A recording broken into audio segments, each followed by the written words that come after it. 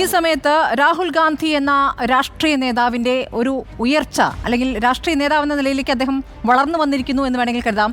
ആ രൂപത്തിൽ രാഹുൽ വിഭാവനം ചെയ്ത രീതിയിലേക്ക് ഇന്ത്യ മുന്നണി, ആ മുന്നണി ഏത് രൂപത്തിൽ സഖ്യം ഉണ്ടാക്കി, ആ സഖ്യം എങ്ങനെ മത്സരിച്ചു, അതൊക്കെ ഇന്ന് രാഹുൽ ഇന്ന് വിശദീകരിക്കുന്നു.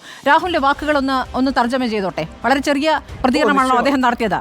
ഇന്ത്യ മുന്നണി നടത്തിയത് രാഷ്ട്രീയ പോരാട്ടം മാത്രമായിരുന്നില്ല. ഇവിടുത്തെ മുഴുവൻ സംവിധാനങ്ങൾ, CBI, ED, അർദ്ധ ജുഡീഷ്യറി സംവിധാനങ്ങൾ, ഇവയ്ക്കെതിരെയുള്ള പോരാട്ടം കൂടിയായിരുന്നു ഞങ്ങൾക്ക് നടത്തേണ്ടി വന്നത്. ഈ സംവിധാനങ്ങളെല്ലാം മോദി അമിത്ഷാ സഖ്യം ദുരുപയോഗം ചെയ്യുകയായിരുന്നു. ഭരണഘടനയെ സംരക്ഷിക്കാനുള്ള പോരാട്ടമാണ് ഞങ്ങൾ നടത്തിയത്. ഞങ്ങളുടെ ബാങ്ക് അക്കൗണ്ട് മരവിപ്പിച്ചു, ഞങ്ങളുടെ മുഖ്യമന്ത്രിമാരെ ജയിലിലിട്ടു, പാർട്ടികളെ തകർത്തു.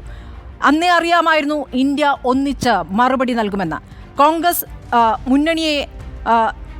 മുന്നണിയെ സംവിധാനത്തെ ബഹുമാനിച്ചു, എല്ലാവരെയും സഖ്യത്തിൽ എല്ലാവരും വിശ്വാസത്തിലെടുത്തു. ഞങ്ങൾ ഒരുമിച്ചാണ് പോരാടിയത്. ഹിന്ദുസ്ഥാന് ഒരു പുതിയ വിഷൻ നൽകി. സംവരണത്തിന് നേർക്കുണ്ടായിരുന്ന ആക്രമണം അത് നിങ്ങൾ കണ്ടതാണ്. അദാനിയുടെ സ്റ്റോക്ക് നിങ്ങൾ കണ്ടിരുന്നോ? മോദി പോയാൽ അദാനിയും പോകും. അഴിമതിയുടെ സഖ്യമാണ് അത്. ഞങ്ങൾ നിങ്ങളെ ആഗ്രഹിക്കുന്നില്ല എന്ന് ജനം വ്യക്തമാക്കി കഴിഞ്ഞിരിക്കുകയാണ്. ഇതാണ് മോദിക്കുള്ള ജനങ്ങളുടെ മെസ്സേജ്. വോട്ട് ചെയ്ത എല്ലാവർക്കും നന്ദി. നിങ്ങളെക്കുറിച്ച് എനിക്ക് അഭിമാനമാണ്. ഈ രാജ്യത്തെ ഏറ്റവും ദരിദ്രരായ ജനങ്ങളാണ് രാജ്യത്തെ രക്ഷിച്ചിരിക്കുന്നത്. ആദിവാസികൾ, ദളിതരടക്കുന്ന ഏറ്റവും ദരിദ്രരായ ജനങ്ങളാണ് ഈ രാജ്യത്തെ രക്ഷിച്ചിരിക്കുന്നത്. ഭരണഘടനയാണ് രാജ്യത്തിൻ്റെ സ്വരം. അതിൽ നിങ്ങളോട് ഞാൻ നന്ദി പറയുന്നു.